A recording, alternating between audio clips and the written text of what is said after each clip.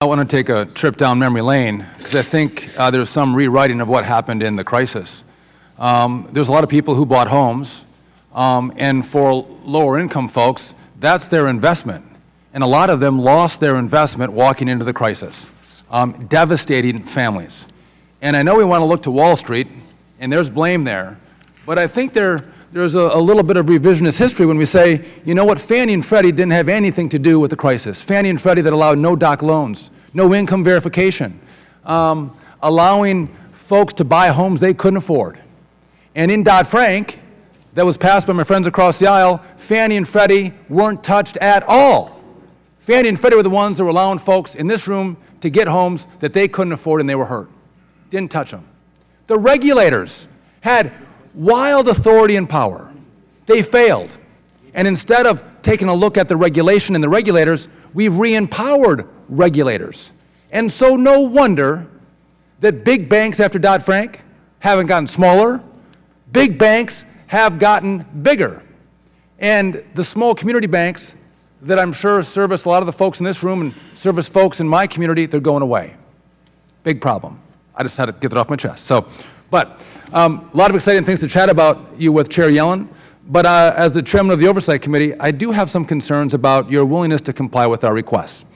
We sent a letter in the Medley investigation and our oversight of the Fed asking you for information in regard to communication. No compliance. Then we sent you a subpoena in May. You did not comply with that. We had partial compliance in October. We're now a year after my initial letter. I've asked you for excerpts of the FMOC transcripts in regard to the discussion in regard to the internal investigation on Medley. You have not provided those to me. Is your intent today now to promise that I will have those, if not this afternoon, tomorrow? Well, Congressman, I discussed this matter with Chairman Hensarling and indicated that we have some concern with providing these transcripts. Finding the transcripts? I said with providing transcripts, given their importance in monetary policy. So let me be clear. And I received a note back from Chairman Hensarling last night, quite late, indicating your response to that, and we will consider it and get back to you. No, I don't want you to consider it. And I think the chairman would agree with me that this is a conversation not about monetary policy. This is not market-moving stuff. This is about the investigation and the conversation of a leak inside of your organization. So this institution is entitled to those documents. Would you agree?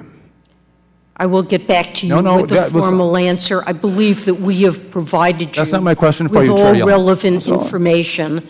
If I'm not entitled to it, can you give me the privilege that you're going to exert that's going to let me know why I'm not entitled to those documents? I said that we received, well after the close of business yesterday, a letter explaining your reasoning. Chair Yellen. I will need some time to discuss this matter with my staff before I give you a final answer. I don't want to, listen, I sent you a letter a year ago on February 5th. I had to send you a subpoena. You knew that I'm looking for these documents. You knew I was going to ask you about this today. So if you're not going to give me the documents, exert your privilege. Tell me your legal authority why you're not going to provide this to us. If this is market moving, I would be sensitive to that. This is not monetary policy conversations. This is about the internal workings of the Fed. And I'm not asking for all the transcripts. I'm just actually asking for the excerpts specific to our investigation and oversight of the Fed. Let me ask you this. You get to oversee banks. If you make a request to a bank for information a year ago, and they say, let me review it with my board, let me talk about it, but they never comply with your request for documents or information, what would the Fed do? I think we have complied very fully with the requests that you've made. I'm asking you, what would you do if you had made that kind of request to a bank that you oversee? What would you do? We work with banks to make sure we have access to the information. And if they didn't, I can't imagine what the Fed would do if someone didn't comply with your request. And guess what? We're entitled to the documents. We expect to get them unless you exert a privilege, and there is no privilege that you have. So I expect they'll come over. I yield back. Mr. Chairman. Time of the gentleman is, for what purpose is the ranking member seeking recognition? Is it appropriate to ask for unanimous consent for clarification on a point of information that was just given by the gentleman? Does the lady have a parliamentary inquiry? The inquiry could be considered parliamentary. I understand the gentleman to say that they subpoenaed the feds and did not, it was ignored. Is that what he meant? The gentlelady is not stating a parliamentary inquiry, and as I think is the ranking member knows, the time of the chair is limited. If other members wish to pursue that in their questioning, they may pursue it in their questioning. The chair now recognizes the gentleman from Texas, Mr. Hinojosa. Thank you, Chairman.